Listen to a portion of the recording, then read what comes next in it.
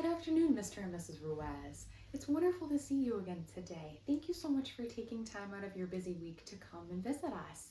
If you would like to please have a seat, that would be wonderful. Thank you. I hope that your week has been going well. I know that you both are very busy with work and with your business, Mr. Ruiz, as well as the real estate that you both are involved in, which is wonderful. I hope that Manuel is doing good also and that everything is going good with him. If you would like, you'll notice on the coffee table are 2 packets. Please feel free to take a look at those. Those are your comprehensive financial plans. If you'd like to follow along as I present today, that would be wonderful. If you have any questions at any point, please don't hesitate to ask. What we do here is we take the information that you provided to us from your data sheets as well as your initial meeting, and we input that into our software when creating your financial plan. We take a holistic approach to financial planning, which means that we look at everything. We don't just look at the numbers. We look at things such as life insurance, disability insurance, retirement, your spending, your liabilities, your assets. So we take a very complete look at your financial lives because we want you to make sure that you're content with both where you are now, and if you're not, that we can help you get to a place where you are content and where you can retire comfortably and prepare for unexpected tragedies should that strike. So please feel free to open up your packets. You're going to notice that the first about 9 pages are all going to be glossary and disclosures. We won't be discussing them today very much, but please feel free to take a look at those at your leisure.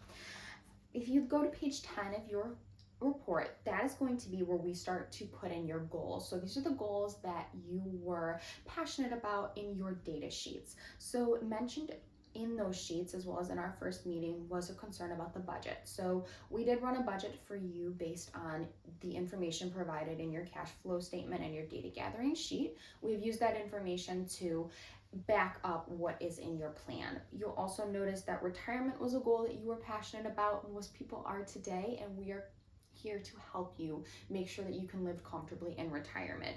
We also noted that Maria was concerned if Sancho were to pass away unexpectedly, heaven forbid, that she would be properly taken care of, and that is another goal that we crafted with this plan in mind. You'll notice your personal information there. You both are in your 50s. You are in a high income bracket. Sancho, you have a wonderful job that allows you to be that way. If you'll keep going, you're going to notice the resource summary. This is going to be everything you put into that data sheet. So it is going to be your assets, your liabilities, you'll notice. So your assets, everything you own, from your cash to your investments, to your vehicles, to your properties, are listed. You're going to notice your insurance policies are there as well. Your liabilities are listed, so that's going to be everything from credit cards to mortgages to anything that you make a payment on. If you'll continue on, you're also going to see, as I mentioned, the insurance inventory, everything from your life insurance to your disability policy to your property and casualty. If you will continue on, you're going to see a results page. So this was what the system will generate when we put in your information provided that you provided to us in that meeting and in that sheet. If you'll notice there, your probability of success is in the confidence zone. It's at 76%. So that means that to retire comfortably, you are in the confidence zone. The percentage could go up, which would be a recommendation to possibly save slightly more, but overall you are confident in that retirement. Our system runs hundreds of possibilities where we basically test drive different retirement scenarios to see when you could run out of assets, when you could fail potentially in retirement, and overall 76% of the time you have a confidence zone. We used, as retirement mentioned before, 65 for Maria and 67 for Sancho, which puts you at retiring in the year 2039. We also, from your data gathering, mentioned that heaven forbid, death is not a pleasant thought by any means, but in our business is one we have to confront. And given that you mentioned that 95 was the age of Sancho, 93 was the age of Maria, that you both would consider adequate lifespan. So we use that, which would put at 2067. Now, obviously, the Lord's will and time and chance are all part of that. We don't know what tomorrow promises, but for numbers' sake, we have used that as our goal for this plan. If you will then turn the page, you're also going to notice a risk assessment. So this was based off your risk tolerance, which for Maria was a low risk tolerance for Sancho, being probably a businessman and just more aggressive in that nature. Your risk tolerance was higher. So what we did is we merged those risk tolerances. We put you at low, Maria, you at high, Sancho, merged them to make a about average risk for your household, which if you'll look, you are average for your age, which is a good thing. You're not too high, you're not too low, and this helps us moving forward understand where to put your portfolios. If you'll also look ahead, you're going to see the results. So this was based off of, like I said, everything you put into those packets. Again, Maria, you were concerned about if Sancho dies prematurely, if you will be cared for. And you can see that we ran based off your savings, based off your portfolio, everything that was put into that, and if you'll be protected, which we will see farther down my presentation how that played out. You're also going to notice the net worth summary. Net worth is something that people are usually very interested about, and you will notice that you both have a very substantial net worth. That is due to your assets, good saving habits, as well as Sancho's income, which is considerably high. And you'll notice that your net worth hovers about $7,275,780. Again, that can fluctuate based on portfolio returns and so forth and the information that you presented to us, but that is what was calculated. You have a high asset base and a relatively low liability base for your segments. If you'll then flip the pages, you're going to notice the composite portfolio table. This is just based off your risk as well as what you currently invested in and kind of where we can go from here as far as investments future for retirement goals and whatnot. You're also going to notice again that what if scenario based on again, everything put into that packet and where you are currently. And as far as that goes, your what if as far as disability, insurance, retirement, so forth. If you'll then flip the couple of pages ahead, you're going to see life insurance. As I mentioned, we are holistic here, meaning that we don't just look at retirement, we look at life insurance and so forth to make sure that your family and your loved ones are well taken care of. In the event that Maria should predecease Sancho, you will be living expenses covered till 95 based off of the assets and the allocations that you presented in your data sheet and the system that it ran. You're also going to notice that if Sancho passes away before Maria, which again, Maria, that was a big concern of yours, you will be covered until 93. If you're going to look at your paper, you'll notice that the needed insurance in this case is about 3.3 million and your existing insurance is just over 5 million. So you will be protected as far as life insurance goes in the case that Sancho passes before you.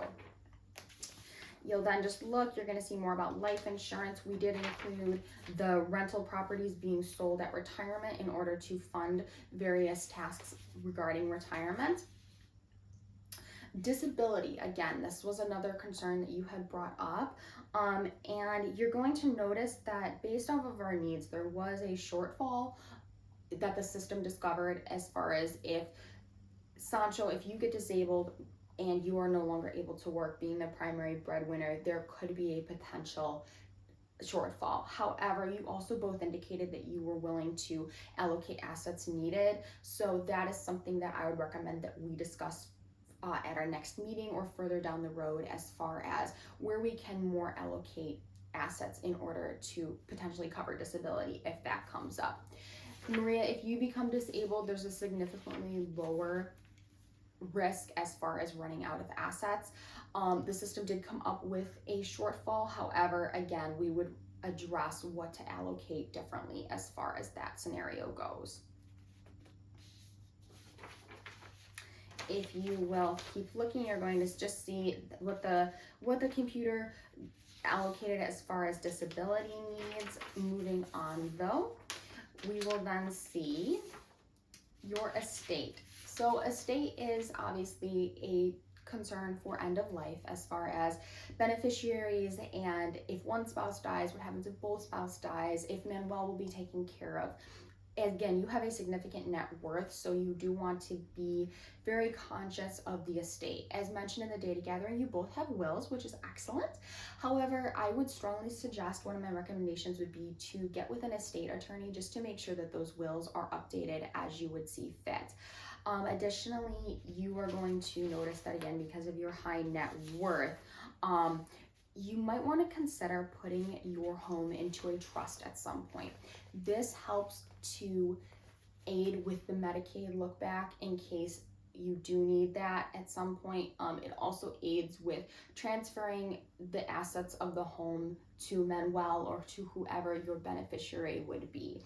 You would also want to consider possibly putting some of your assets into a trust for Manuel as you get older and age, because again, this helps avoid unnecessary probate or taxes, and taxes again are a big concern in any instance, but when it comes to estate taxes, we want to minimize that, and trusts can help do that. We also would want to consider other documents that you mentioned that you don't have. You only have a will, so making sure you have power of attorney, making sure you have healthcare POA in case of one of you can't make decisions for the other, or one of you passes away and then you need someone to make decisions for you. A living will would be another great recommendation to consider in light of estate documents. So kind of just to recap what we've discussed today, we went through very comprehensive of your financial plan. You have it in front of you, so please feel free to take it home to ask questions. As far as specific actions, we know that your life insurance is sufficient, which was a concern of yours. The budget, we did put that into the plan, but also we did run a budget, so we can discuss that more going forward. I would also say disability, we would want to revisit that in the either as our relationship continues or in the event before something happens. We would want to figure out what we would want to allocate specifically for disability. We also would want to consider putting your assets into a trust, specifically the home eventually, but other assets, in order to facilitate easy transfer upon the passing of one of you. Additionally, retirement within confidence, we want that for you, and that is something that we're passionate about here. And we could discuss more ways to save as you go on, but again, you have a high net worth and you are both financially in a good place. With as our relationship continues, we can continue to address that, but you are in a good place and made a good decision to come and speak with a financial advisor. Well, thank you both so much for coming in today. It has been a true pleasure working with you, and I look forward to our relationship continuing.